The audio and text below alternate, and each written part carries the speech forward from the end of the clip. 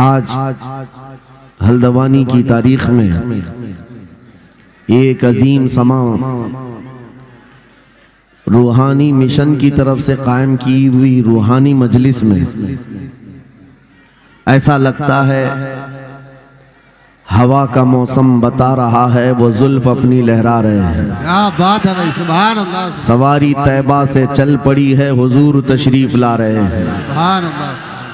वो आएंगे आते होंगे अभी आएंगे, वो आएंगे आते होंगे अभी आएंगे, यही सोच के हमने महफिल को सजा रखा है।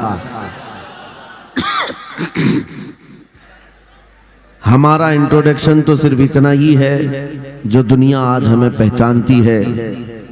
या रसूल अल्लाह, तेरे इश्क की बदौलत मुझे जिंदगी मिली है। वाह क्या बात है, मेरी बात बन गई है तेरी बात करते करते। सुभान अल्लाह। है जो जिंदगानी बाकी ये इरादा कर लिया है, तेरे मुनकिरों से आका मैं मरूंगा लड़ते लड़ते। क्या बात है, सुभान अल्लाह। बड़ी अजीब बात है। मैं आप हजरात के दरमियान यहाँ आया, इलाके की जोग्राफियत मालूम करना मेरी आदत रहती है। इत्तिफाकी बात है,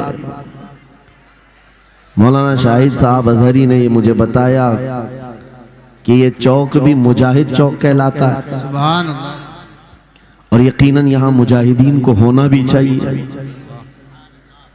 और शायद 17 नंबर भी है कुछ, जो हमारे बद्र की तारीख भी है। क्या बात है भाई, सुभान अल्लाह। जहाँ 17 नंबर बद्र की तारीख याद दिलाई जाए और नाम भी मुजाहिद हो तो वहाँ के बंदे को बुज़दिल होना ज़ेब नहीं देता। क्या बात है भाई, नारे तकबीर, नारे रिसालत, लब्बैक या रसूल अल्लाह, लब्बैक या रसूल अल्लाह। ऐ सुन्नी नौजवानों, आपके इस जलसे पाक में आने से कबल डॉक्टर समी साहब ने मुझे ये हालात भी सुनाए और बता रहे थे कि यहाँ किस तरह की वाहियात और खुराफात भी चल रही हैं। लेकिन साथ में एक अफसोसनाक खबर ये भी मिली, ये एक इतना बड़ा गंजान आबाद इलाका जिस पर जालिमों की बुरी नजर लगी हुई है और वो तुम्हारे घरों से तुम्हें बेघर करने की कोशिश में लगे हुए हैं। एक बात याद रखो, मैं आज के इस मिंबर से उन्हें पैगाम दे करके जाता हूँ, तुम क्या तुम्हारे बाप दादाओं ने भी उखाड़ने की कोशिशें की हैं। क्या बात। और सिर्फ ये एक खित्ता नहीं है, एक खित्ता नहीं है, इन कीड़ों की तो कोई हैसियत नहीं। इनका बाप इजराइल मिलकर गज़ा को कुछ नहीं कर सका। कत्ल करने का मतलब फना करना नहीं होता। इजराइल जैसी जालिम ताकत जिसके पास सुपर पावर ताकतें, पेट्रोट मिसाइल भी हैं, दादा अमेरिका साथ में खड़ा हुआ है, यूरोपीय यूनियन साथ में खड़ी है और निहत्ते कंकरियां लेकर खड़े होने वाले बच्चों का मुकाबला कर रहे हैं। और एक दो नहीं 10,000 से ज्यादा कत्ल भी कर डाले, बच्चों को मार भी दिया, लेकिन पेट नहीं भरा, डर खत्म ही नहीं हुआ। वो डर अभी भी खत्म नहीं हुआ। हजारों को कत्ल तो कर लिया, लेकिन रात की नींद और चैन अभी भी बेकार है, गारत है, क्योंकि उन्हें अंदाजा है इस बात का कि इनमें एक भी जिंदा बाकी रह गया तो कल का वो सलाहुद्दीन बन सकता है। क्या बात। तारीख दोहराई जा सकती है।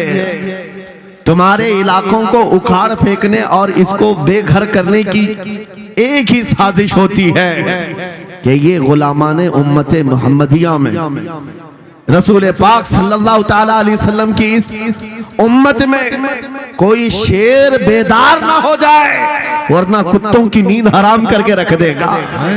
क्या बात। मेरे अजीजों, अपनी वैल्यू समझो, अपनी हैसियत समझो।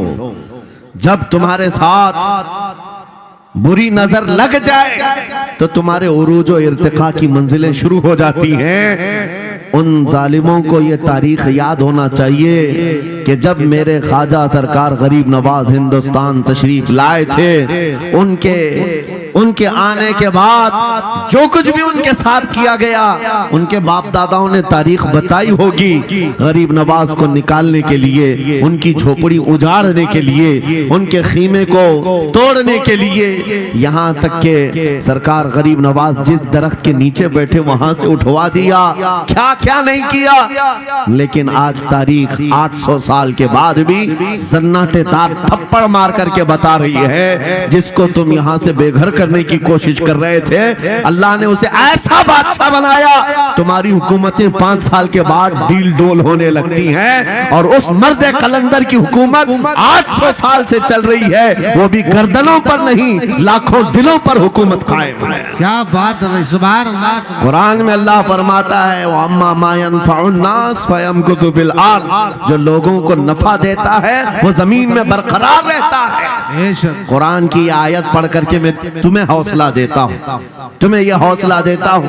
अल्लाह ने कुरान में फरमाया, इन्ना अर्दी वासिआ, मेरी जमीन बहुत कुशादा है, मेरी जमीन बहुत कुशादा है। रब ताला फरमाता है, वलक़द कतबना फी ज़बूरी मिन बादि ज़िक्र अन्नल अर्द यरिथुहा इबादियस सालिहून, हमने ज़बूर में ये लिख दिया है कि हम इस जमीन का वारिस नेक बंदों को बनाएंगे।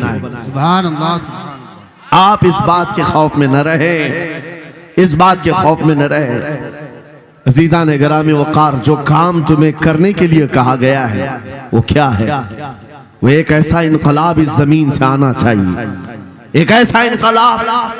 आपको मैं एक बात बता दूं, तारीख में जो तुम्हारी सिचुएशन और तुम्हारी हालत के मुताबिक हो, मैं वो बात करने की कोशिश करता हूं ताकि तुम्हारे दिल पर असर हो।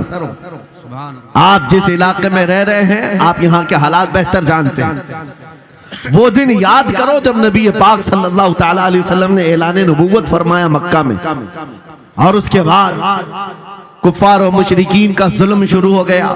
गरीब सहाबा को पकड़कर मारते थे।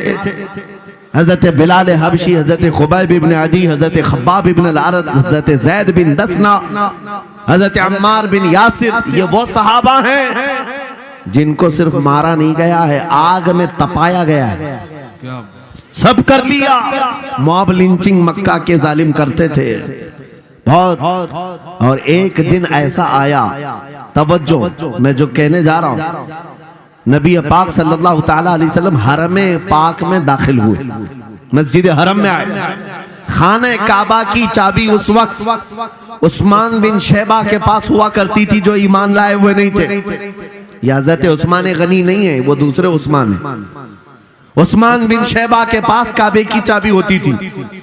हुजूर पाक सल्लल्लाहु अलैहि वसल्लम ने उनके पास आकर के कहा, उस्मान काबे की चाबी दो, दरवाजा खोल के मैं अंदर जाना चाहता हूं।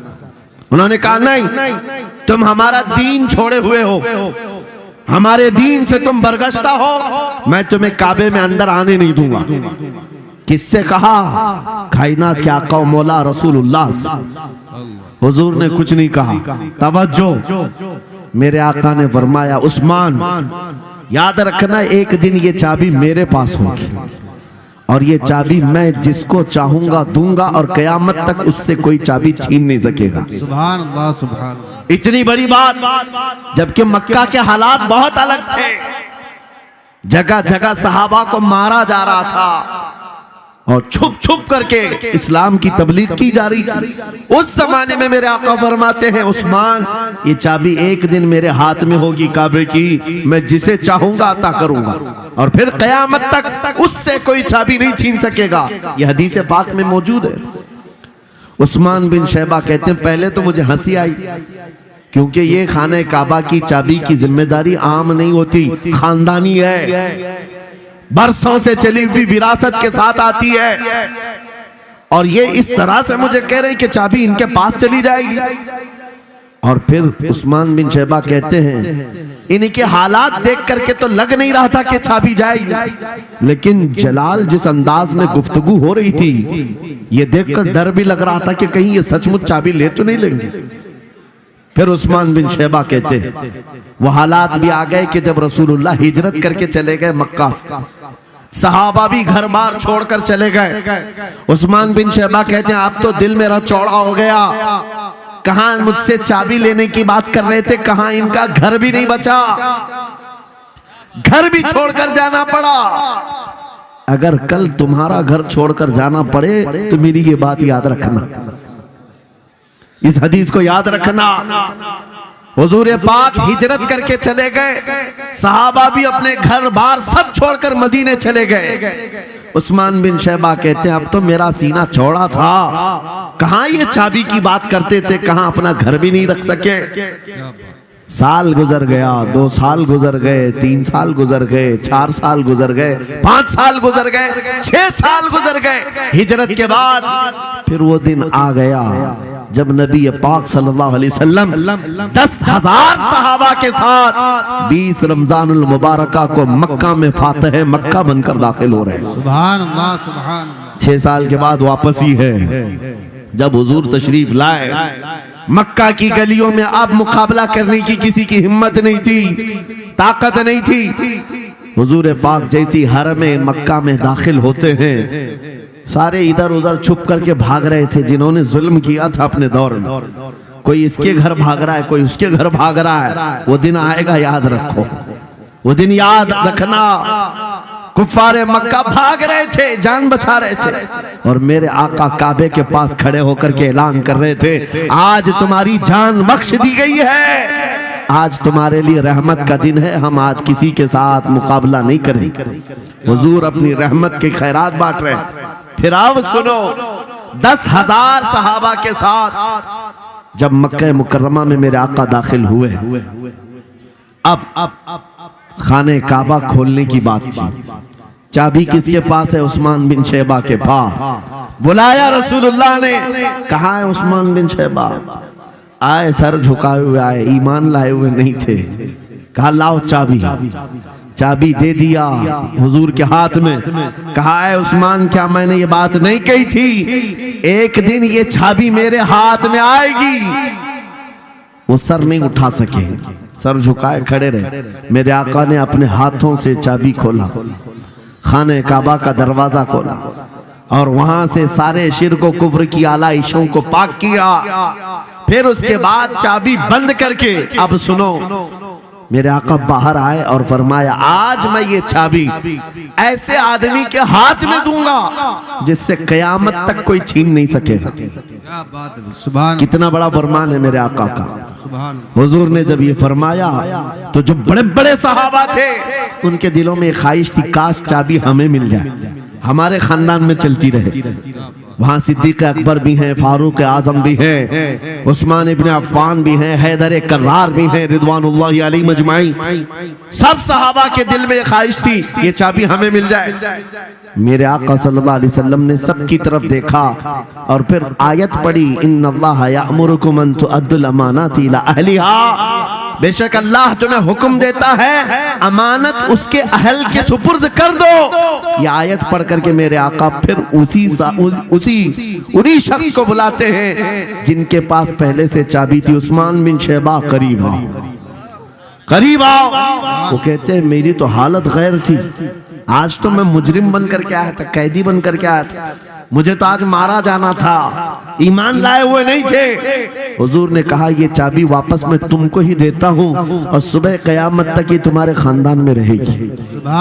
इतना कहना था, उस्मान बिन शैबा ने पुकार कर कहा ला इलाहा इल्लल्लाहु मुहम्मदुर रसूलुल्लाह। क्या बात है, सुभान। मेरे अजीजों, आज भी जाकर देख लेना, दसियों बादशाह आए होंगे, सैकड़ों हुकूमतें बदल गई होंगी, खाने काबा की चाबी आज भी उस्मान बिन शैबा के खानदान में ही मौजूद है। वो सहाबी रसूल। मैं ये हदीस इसलिए आपके सामने अर्ज किया, तुम उस रसूल के उम्मती हो, उस रसूल के उम्मती हो जिन्हें एक बार ललकार करके चैलेंज कर दिया गया था कि काबा की चाबी नहीं देंगे। मेरे आका सल्लल्लाहु अलैहि वसल्लम ने अपने जलाल और जमाल के संगम के साथ ऐलान फरमाया था ये चाबी मेरे हाथ में होगी। आज उस हबीब कायनात रसूल कायनात सल्लल्लाहु अलैहि वसल्लम की उम्मत को मैं ये हदीस सुना करके अर्ज कर रहा हूँ, हालात अगर मक्का जैसे आ गए तो नर्वस मत हो जाना, हमारा घर लुट जाएगा, हमारी चाबियां चली जाएंगी, हमारे कुवाड़ दरवाजे बंद हो जाएंगे। उस नबी को याद करना, आका आपका उम्मती अगर बेघर किया जा रहा है, आपकी तरफ से मदद आ जाए, और आएगी, मेरा यकीन है मदीने से आवाज आएगी। आज ये जालिम कुत्ते अगर तुम्हारा दरवाजा बंद करते हैं, इंतजार करो, इंतजार करो, कुछ देर की खामोशी है, फिर शोर आएगा। आज कुत्तों का वक्त है, कल हमारा दौर आएगा। नारे तकबीर, नारे रिसालत, अज़मते रसूल, शाने रसूल, फैजाने औलिया इकराम, फैजाने आशिक़े रसूल। नारे तकबीर। बात सिर्फ इतनी है कि हम छोटी छोटी तकलीफों से बिलबिला उठते हैं और हम सबर की तरफ नहीं देखते। हमें हालात आज हिला दिए जाएंगे, झिझोड़ दिए जाएंगे।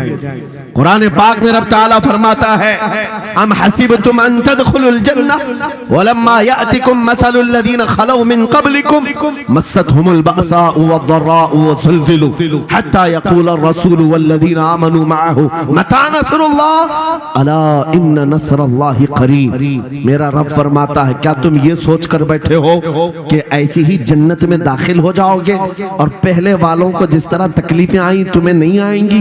उनको हिला दिया गया था, यहां तक कि रसूल ने भी और उनके साथ ईमान वालों ने भी ये कह दिया, ये कहने लग गए अल्लाह की मदद कब आएगी? आगाह हो जाओ, अल्लाह की मदद बहुत करीब है। कुरान की आयत है। तुम अगर ये गुमान करके बैठे हो कि यूं ही जन्नत में चले जाए, हाँ यूं ही हम सारी मंजिलें तय कर लेंगे, जिसका जितना ईमान होगा उतना वो आजमाया जाएगा, उतने इम्तिहानात से गुजारा जाएगा। आज ऐ नौजवानों, तुम्हारे इम्तिहान का वक्त करीब आने वाला है। तुम्हें क्या करना चाहिए? क्या करना चाहिए? इम्तिहान देने के लिए तैयार रहना चाहिए, वरना हवाओं की कीड़े मत बनना। आज हवा उनकी चल रही है तो उनकी जय जय करेंगे, कल इनकी चल रही है इनकी जय जय करेंगे। ईमान वालों की ये मेयार नहीं है। जो ईमान वाला है वो हर आंधी में डटा रहता है, जमा रहता है। खालिद बिन वलीद को याद करो, एक लश्कर लेकर के वो एक इलाके में गए थे। तवज्जो है नौजवानों, हम मैं देख रहा हूं बहुत सारे खड़े हुए हैं और बैठे हुए भी हैं। जो जैसा है वहीं जमा रहेगा, क्योंकि ये महफिल रसूल है, महफिल रसूल है। जाहिर सी बात है, खड़े होने वाले वो भी उतना सवाब हासिल करेंगे, बैठे हुए भी। लेकिन कुरान कहता है ला यस्तविल काइदून, यानी बैठे हुए लोग खड़े हुए लोगों के बराबर नहीं होते। खैर, बात यह है कि आप अपना जहन इस तरफ रखें। खालिद बिन वलीद, उस अजीम मुजाहिद की बात कर रहा हूं रज़ी अल्लाह तआला अन्हु। एक लश्कर लेकर, नौजवानों का लश्कर था, एक ईसाई किले का मुहासरा कर लिया। और किले का मुहासरा करने के बाद अंदर सख्त लोग थे, मुकाबला कर रहे थे, लेकिन किला फतह नहीं। अब अंदर वालों ने ये मशवरा कर लिया, जो बड़ा राहिब था, पादरी था, कहा ये खालिद बिन वलीद है, इससे लड़ना आसान नहीं है। ये जहां जाता है फतह के झंडे गाड़ कर आता है। उसने जो गुरु घंटाल था सबको जमा किया और कहा मैं एक तरीका ढूंढा हूं, इसके जरिए से इनके ऊपर हम कामयाबी हासिल कर लेंगे। सबने कहा हम इत्तेफाक करते हैं। कहा क्या तरीका है? गुरु ने कहा, पादरी ने कहा, ये बैठाए ये सब चीजें महफिल रसूल के आदाब नहीं। जो लोग बैठा रहे हैं, मैं कह रहा हूं जो जहां है, जिस हालत में है, खड़े रहेंगे इंशाअल्लाह। आप अगर खड़े होने में दिक्कत महसूस कर रहे हैं, मैं भी खड़ा होता हूं इंशाअल्लाह। ठीक है?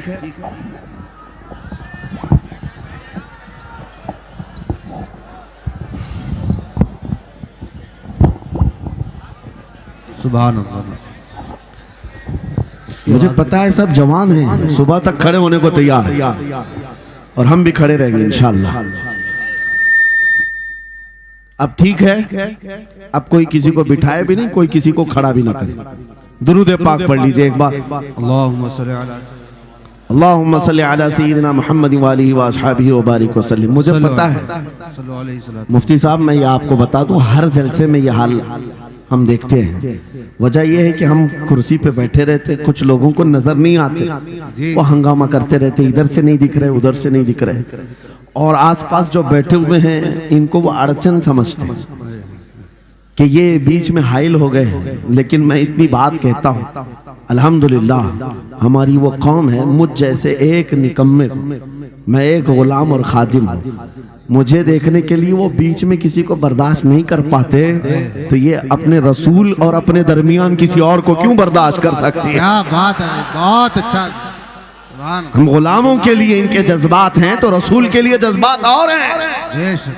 अल्हम्दुलिल्लाह वो इश्क अभी सलामत है, इसीलिए तो हम घूम रहे हैं। अगर मरे होते तो मुर्दों को कौन खिताब करता? जिंदगी अभी बाकी है और हमें उम्मीद भी बाकी है, उम्मीद बाकी है। खुराफात आ गई है, मुझे पता है, गलत काम बहुत आ गए हमारे मोहल्ले में। मुझे सुबह से बताया गया बहुत सारे, ये एक मोहल्ले का अलमिया नहीं है, हम जहाँ जा रहे हैं शहरों के शहर नशे में तबाह हैं, बर्बाद हैं। लेकिन साथ में मुझे इस बात का यकीन है, हुजूर की ये उम्मत गुनहगार तो हो गई है लेकिन गद्दार नहीं है। क्या बात है, हुजूर की गद्दार नहीं है। आज भी अगर इनसे कह दो, चाहे वो किसी भी तरह का अमल रखता हो, हुजूर की इज्जत की बात आई तो अपनी गर्दन लेकर हाजिर होने को तैयार। सुभान अल्लाह। है या नहीं मेरी इस बात पर? सुनो, खालिद बिन वलीद जब किले का मुहासरा कर चुके हैं, ईसाई पादरी ने अपने सारे साथियों से कहा, हम इनको 3 दिन का टाइम देते हैं कि हम इनको सुलह करने की बात करेंगे, लेकिन मेरी एक शर्त होगी, या अपने नौजवान साथियों को लेकर बाजार से गुजरते हुए आ जाए, अगर सही सलामत इनके सारे फौजी आ गए हम किले की चाबियां दे देंगे। सारे ईसाइयों ने पूछा, क्या करना, क्या चाहते हो? उस पादरी ने कहा, मुल्क की मशहूर खूबसूरत लड़कियों को और जरो जवाहरात को मैं रास्ते पर बिछा दूंगा, नंगी लड़कियों को खड़ा कर रखूंगा। जब खालिद बिन वलीद की फौज यहाँ से गुजरेगी, नौजवान है, नफ्स भड़कता है, और इस तरह से एक नौजवान को खरीदने के लिए 2 ही चीजें होती हैं, एक औरत है, दूसरी दौलत है, और नौजवान इसमें फिसल जाता है। मैं जानता हूं कि जब ये दोनों चीजें सजा कर रख दी जाएं, खालिद बिन वलीद के ये लश्करी टूट पड़ेंगे औरतों पर और दौलत पर, हम आसानी से इन पर काबिज हो जाएंगे। सबने वाह वाह किया, तालियां बजाई, और पादरी आकर खालिद बिन वलीद से कहता है, हम आपसे लड़ना नहीं चाहते, हम आपसे मुकाबला नहीं करना चाहते, आप 3 दिन के बाद अपने लश्करियों को लेकर इस बाजार से गुजरते हुए आ जाइए, सही सलामत अगर आप पहुंच गए तो किले की चाबियां आपके हवाले कर दूंगा। तवज्जो, खालिद बिन वलीद ने कहा, मंजूर है, ये शर्त मैं इत्तेफाक करता हूं। वापस आए, अपने साथियों से कहा, जंग नहीं करनी है, लेकिन एक ही शर्त उन्होंने रखा है, 3 दिन के बाद इस बाजार से गुजर कर हमें जाना है, लेकिन कोई ना कोई हरबा तो होगा, कोई ना कोई साजिश तो होगी, हर चीज के लिए तैयार रहना। खालिद बिन वलीद अपने उन नौजवान लश्करियों से कह रहे थे, ऐ नौजवानों, तवज्जो से सुनना इस बात को, आज भी दुनिया ये सारे हरबों पर अमल कर रही है हमारे साथ, हमारे नौजवानों के साथ। खालिद बिन वलीद के 3 दिन गुजर गए, ईसाइयों ने अपनी तैयारियां खूब कर ली, बाजार में ओरियां लिबास में, आधे लिबास में नंगी लड़कियों को खड़ा किया, सरो जवाहरात दौलत के अंबार बिछा दिए। जब खालिद बिन वलीद के सिपाही मैदान में गुजरते हुए उस बाजार में आते हैं, पहला कदम रखा था, नजरें पड़ गई, खालिद बिन वलीद रुक गए, पलट गए, अपने लश्करियों से कहा, वही आज मैं तुमसे कह रहा हूं। उन्होंने कहा था, ऐ नौजवानों, ऐ रसूलुल्लाह के शहदाइयों, तुम्हारी इम्तिहान का दिन है, आज तुम्हारे इम्तिहान का दिन है। अगर तुम्हारा कदम फिसल गया, सुबह क़यामत तक तुम पर लानतों की फटकार होगी, और अगर जमा रहा सुबह क़यामत तक अल्लाह की रहमत के फूल बरसाए जाएंगे। नौजवानों ने पूछा करना क्या है हमें, आज कौन से इम्तिहान में कामयाब होने का तरीका क्या है इस इम्तिहान में। खालिद बिन वलीद ने कहा कुछ ना करना, बस अपने रसूल की सुन्नत पर अमल करना। कहा हम तो करते हैं, यहाँ क्या करना है। खालिद बिन वलीद कहते हैं मैंने मेरे मुस्तफा करीम को देखा है, जब रसूलुल्लाह मदीने के बाजार से गुजरते थे अपनी नजरें नीची करके जाते थे। आज तुम बाजार से जा रहे हो, बस इस सुन्नत पर अमल कर लो, अपनी हया की नजरें झुका कर चलना, फिर उसके बाद अल्लाह मालिक है। खालिद बिन वलीद के जोश और वलवले से भरी हुई ये तकरीर ऐसी असर कर गई। वो नौजवान एक दो नहीं थे, सैकड़ों की तादाद में थे, सर झुकाए बाजार से ऐसे चल रहे हैं। तारीख निगार कहते हैं वो इस तरह से चल रहे थे कि उनके सरों पर अंडा भी रख दिया जाता तो नहीं गिरता, ना इधर हिलाए ना उधर हिलाए, ना इधर देखे ना उधर देखे, और बराबर अपनी नजरें जमीन पर झुकाए हुए तेजी से चलते हुए उस किले के फाटक तक पहुंच गए। वहां वो पादरी साहब इंतजार में थे, भटक गए होंगे, औरतों से लिपट गए होंगे, दौलत जमा कर रहे होंगे, मगर ये दीवाने ठुकराते हुए हर दौलत और उरियानियत को उस किले के फाटक तक पहुंच गए। पादरी सामने आया, किले की चाबियां वादे के मुताबिक खालिद बिन वलीद की गोद में डाल दिया और कहा एक बात बताओ ऐ खालिद, एक बात तो बताओ, ये जो तुमने जमात, ये जो तुमने लश्कर जमा किया है सिपाहियों का, ये इंसान है या फरिश्ते हैं, इनके दिल है या नहीं, इनकी ख्वाहिशात है या नहीं, इनके जिस्मों में नफ्स है या नहीं। हमने मुल्क की सबसे खूबसूरत तरीन औरतों को खड़ा कर दिया था, दौलत को बिछा दिया था, इनमें से एक भी उसकी तरफ तवज्जो नहीं किया। खालिद बिन वलीद मुस्कुराकर जो जवाब देते हैं वो हमारा ईमान होना चाहिए। क्या जवाब देते हैं? फरमाते नादान, ऐसा ही उन आंखों को तू खरीदने की कोशिश कर रहा था जिन आंखों में पहले से जमाले मुस्तफा बसा हुआ। क्या बात है, सुभान अल्लाह।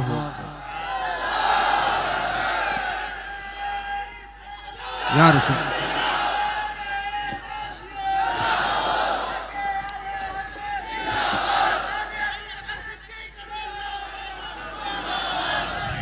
ये जो लोग लाइट के करीब हैं इनसे गुजारिश है कि आप हट जाएं, करंट मेरे अजीजों, ये जवाब था उन आंखों को दुनिया का हुस्न क्या धोखा दे सकता है जिन आंखों में पहले से जमाले मुस्तफा बसा हुआ।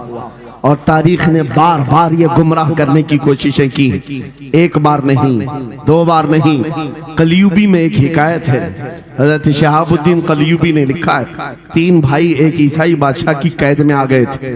तीनों सगे भाई थे और जवान भी थे। जवान ज्यादा है इसलिए खिताब कर रहा हूं, इसका मतलब ये नहीं है कि बूढ़ों के लिए कोई नसीहतें नहीं। इंसान है, नफ्स है, तो सबके लिए, सबके लिए। तीन जवान कैद में आ गए। बादशाह ने उनको ऑफर दिया कि मेरे दीन में आ जाओ, मैं सिपाही बना लूंगा, वजीर बना लूंगा, मगर वो रसूलुल्लाह के गुलाम थे, मेरे आका के शहदाई थे। कहा इतनी आसानी में तो हम दीन नहीं बेच सकते। तवज्जो है नौजवानों, ये सब तुम्हारे साथ हो रहा है। दौलत तुम्हें दिखाकर, हुस्न तुम्हें दिखाकर अगर दुनिया खरीद सकती है तो लानत है ऐसे तुम्हारी जिंदगी पर, तुफ है। फिर वो कैसा ईमान वाला है, कैसा मुसलमान है जिसने अपने नबी की मोहब्बत को हल्की चीज में बेच दिया। उसका कोई ताल्लुक नहीं है। अला ला ईमान अलिमल्ला मोहब्बत अला, आला हजरत ने लिखा है उसका ईमान ही नहीं जिसके दिल में मेरे आका की मोहब्बत नहीं। क्या बात है, अगर मोहब्बत है तो सौदा नहीं करोगे। तीन भाई एक बादशाह की कैद में आ गए और उनको ऑफर दिया गया, दीन बदल लो, हमारे दीन में आ जाओ, छोड़ देंगे। सख्त थे, जमे हुए थे, डटे हुए थे। कहा नहीं, कहा जल्लाद को बुलाओ, कोड़े मारो। कहा तैयार हैं हम। इतना नहीं, बादशाह इतने गुस्से में था, जल्लाद को बुलाया और कहा एक कढ़ाई लाओ, तेल डालो और खौलाओ। तेल डाल करके खौलाया गया। जब तेल खोलने लगा, इन तीनों में से बड़े भाई को उठाकर तेल में डाल दिया। चलते हुए तेल के अंदर जब उस नौजवान को डाला गया तो फौरन दम जदन में रूह निकल गई, शहीद हो गई। दो भाई देख रहे हैं, अपने बड़े भाई की मौत देख रहे हैं। ये हालात आ गए, ये बातें याद रखना। थोड़ी देर के बाद बादशाह ने दूसरे से कहा, अब बताओ तुम्हारा क्या इरादा है। दूसरे ने कहा, अब तो और भी तुमने सख्त कर दिया इम्तिहान, हम तो अपने नबी को धोखा नहीं दे सकते और ना ही मेरे शहीद भाई को। बादशाह ने दूसरे को उठाया और तेल में डाल दिया, खोलते हुए तेल में डाल दिया, 2 शहीद हुए। तीसरा जो था वो 22 साल 25 साल के बीच का था। ये भरी जवानी है, अंगारा होता है, हर नौजवान को ये लगता है कि ये दिन हमारे ऐश के हैं। दुनिया में जहां चमकती हुई चीज को देखता है, दिल दे बैठता है, माँ बाप से भाग जाता है, घर बार को छोड़ देता है, उसको हर अच्छी चीज बुरी लगने लग जाती है। ये उम्र बड़ी खतरनाक मंजिल पे आ जाती है। नौजवानों, जो इस उम्र में बच गया इंशाअल्लाह वो आगे भी बच जाएगा, आगे भी बच जाएगा। 22 साल का खड़ियल जवान है जिसके सामने उसके 2 भाइयों को खोलते हुए तेल में डाला गया, उसकी कैफियत क्या होना चाहिए। अब पूछा गया तुम्हारा क्या इरादा है। कहा, इस तरह तुम 100 बार भी तेल में डालोगे तो मैं यही कहूंगा मेरा रसूल मोहम्मद सुभान अल्लाह सल्लल्लाहु अलैहि वसल्लम, हमारे आका मोहम्मद सल्लल्लाहु अलैहि वसल्लम हैं, मैं यही कहूंगा। बादशाह इतने गुस्से में था, कहा कि इसको चीर दो, इसको काट दो। वजीर था बादशाह का चालाक, उसने कहा इसको कत्ल कर देने मार देने से कुछ होगा नहीं, मुझे 1 महीने का टाइम दे, इसको चेंज करके लेके आऊंगा, अगर नहीं लाया तो मेरी जिंदगी दांव पे लग जाए।